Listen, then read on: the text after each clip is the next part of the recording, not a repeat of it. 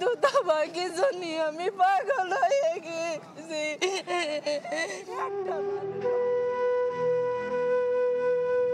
আমি আল্লাহর কাছে নামাজ রোজা ভস্মীভূত ভবনের সামনে থেকে সরতে চাইছেন না রাবেয়া বেগম, কারণ তার তৃতীয় শ্রেণী পড়ুয়া রাইসা মনি এখনো ফেরেনি ঘরে। স্কুল, হাসপাতাল নাকি মর্গ, কোথায় খুঁজে পাবে নারী ছেঁড়া ধন? সে বিলাপ যেন থামাতে পারে না কেউ। আমি মা দুনিয়াতে এমন কিছু নাই আমার সন্তানের জন্য পারি না। আমারে কেউ ঢুকতে দাও, আমি আমার বাচ্চারা এখান থেকে বের করে নিয়ে আসবো।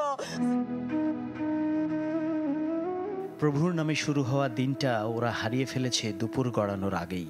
কঠোর পরিশ্রম আর প্রবল আত্মবিশ্বাস, এই ব্রত নিয়ে যে সোনালী স্বপ্নেরা বড় হচ্ছিল, ক্লাসরুমের চৌকাঠ পেরুবার আগেই হয়ে গেল নিঃশেষ।